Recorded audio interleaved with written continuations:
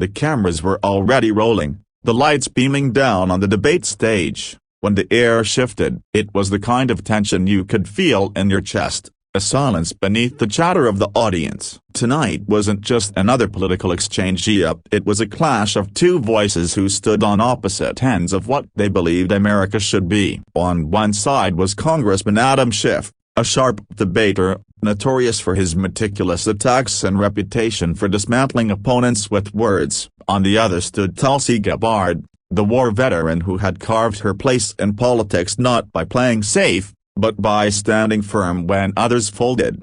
The moderator's voice rang through the studio. "Congressman Schiff, your response to Congresswoman Gabbard's remarks on foreign policy." Schiff adjusted his tie, leaned into the microphone, and with a smile that looked more like a smirk, began his carefully rehearsed dismantling. "Ladies and gentlemen, what you just heard is Macron at best, and dangerous at worst. Congresswoman Gabbard's worldview, her insistence on non-intervention, her calls to withdraw, these are gifts to our enemies. She disguises recklessness as courage, but courage without wisdom is simply chaos, and the American people cannot afford chaos." The crowd erupted with a mix of cheers and murmurs. Schiff had landed his punch, and he knew it. He glanced sideways at Tulsi, expecting her to flinch, to back down, maybe even stumble. But she didn't. She stood there, hands calmly folded, her posture straight, her gaze steady, not on Schiff, not on the cameras, but on the audience itself. When it was her turn, she leaned slightly forward, her voice calm, almost disarmingly so. "Congressman Schiff speaks of wisdom," she began. "But wisdom does not mean sending young men and women to fight endless wars we have no business being in. Wisdom does not mean spending billions abroad while our families at home struggle to pay medical bills, keep a roof over their heads, or send their children to college. And wisdom certainly does not mean silencing voices that dare question the status quo." The room grew quieter. Schiff's confident grin faltered just slightly. Tulsi continued, her tone carrying both conviction and the weight of personal experience. "I've worn the uniform. I've seen firsthand what war looks like, the faces of children caught in crossfire, the tears of families shattered. So when I speak about foreign policy, I don't speak from theory. I speak from reality. The people who cheer for war have rarely had to fight them, but the people who fight, and the people who lose, are never in these halls of power. They're the ordinary Americans we claim to serve." For a moment, Schiff tried to interject,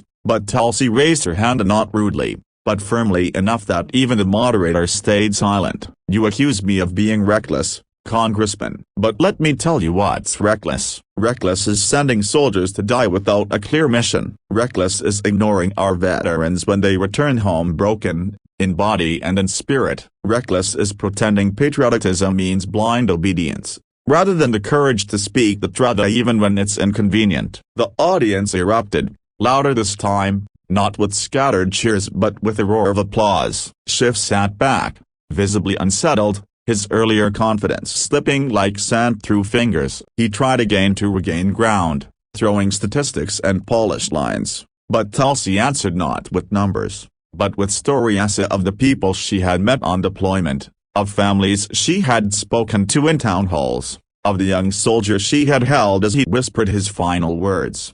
"War isn't an argument to win on TV," she said softly. "It's a grave reality that leaves scars for generations. And if standing against more unnecessary wars makes me Macron in your eyes, then I accept that, because I would rather be Macron in Washington than complicit in the suffering of countless innocent lives." The moderator's eyes widened. The studio fell into stunned silence for a beat too long, before the crowd once again broke out into thunderous applause. Schiff lowered his gaze, his pen tapping nervously against the desk. For the first time, his words weren't landing. For the first time, someone had cut through the polished veneer of politics and spoken directly to the soul of the people. And then it happened, something that shifted the entire tone of the night. A veteran in the audience, seated quietly until now, stood up and raised his voice. "She's right." His words cracked slightly, but they echoed through the chamber. Others followed, some clapping,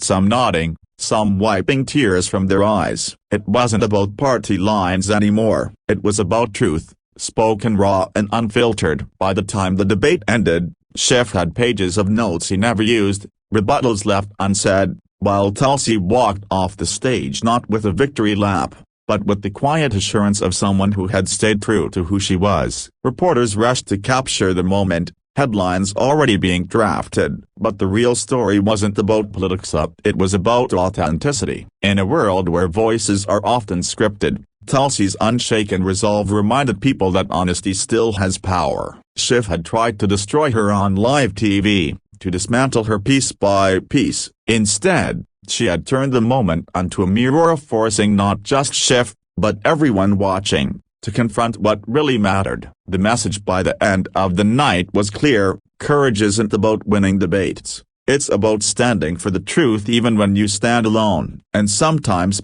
the loudest victories come not from shouting others down, but from speaking with the calm, steady strength of conviction.